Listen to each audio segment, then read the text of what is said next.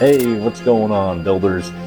It's your favorite D-list dungeon tuber back again. And man, I've been busy. It's been a busy time. My wife and I had our fourth child, welcomed her into the world, so that was pretty exciting. And since then, I have been on a break from my campaign, finished up that 3-year campaign, and I've been overhauling my DM space. I got some exciting things coming up that I can't quite talk about yet, but I've been reorganizing my minis, prepping for a new campaign, and just all kinds of fun little minutia things around my studio, so that's been cool.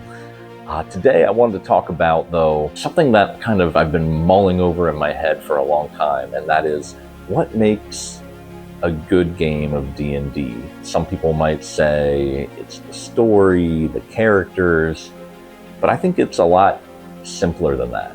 It may seem kind of obvious to some, but I think what really, truly makes for a great game of D&D is the people at the table. And obviously you need that. But what I'm saying is, if you want to run or play in a fun game, a good game, you need to do it with people that you trust and people that you are comfortable with. And that seems obvious when you say it, but you know, there's all these D&D horror stories online of like, oh, we were in this group and this person did this, or, you know, our group fell apart and all that stuff. It is collaborative storytelling, so the most important element is finding people that you are comfortable telling that story with.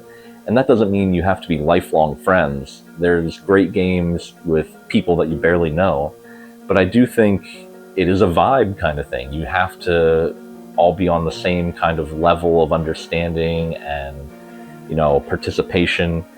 Obviously, to be a great player, you have to be able to give and be open to allowing other people to share their story and have the spotlight. So if I could give one piece of advice when you're about to run a game is, you know, if you're first time ever playing, find people that you are already comfortable with. You know, good friends, people that have the same kind of excitement for storytelling or role-playing. Not every game has to be a theatrical performance. Maybe all of you are into the combat side, the strategy, wargaming, but you want to try D&D, because, you know, my table, we enjoy a lot of combat. It's not all just dungeon crawling. Our campaigns have sprawled all kinds of epic stories and things like that. So it's all dependent on what your players want, but the key is that you're all cohesive, you're all friendly, you're all excited to tell a story together, and you're all comfortable with each other. I think that's really the big word, is being comfortable with the people at the table. It sounds weird to say it boils down to, like, are the people at your table good people? Because that sounds weird. I think that's why session zeros have become so prominent and so important to a lot of people. It's almost like you gotta, like, that feeling out process. And I understand, but I don't think it should exclude you from playing with people you don't know. Again, I feel like that's not what I'm trying to say here. I think playing with people you don't know as well is also great, because it allows you to have that feeling out process, getting to know people on a deeper level through the characters that we play and build and storytell with. So it's not that you need to know the person super well to enjoy a game with them, but I think it's an unspoken, untangible, like, feeling or conversation that you have with the people at the table. As human beings, we can kind of tell pretty quickly when we're not jiving with someone or when we notice a red flag, and I think it's important to pick up on those and to read those.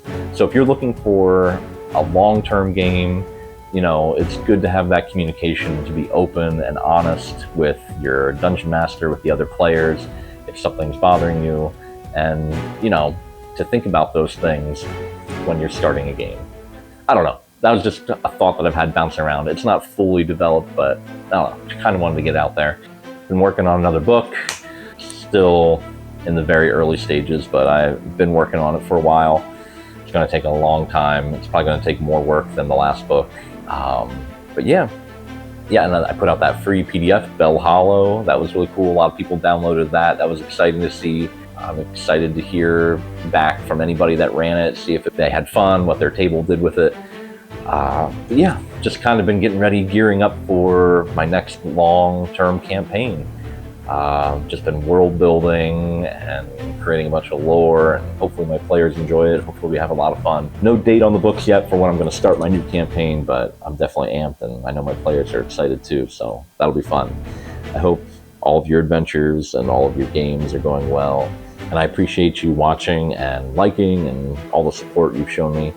I'm just going to keep making goofy little videos and, you know, posting about the hobby. So if that's something you're into, you know, you can subscribe and join me, and I hope to see you there. All right, thanks. See ya. Bye.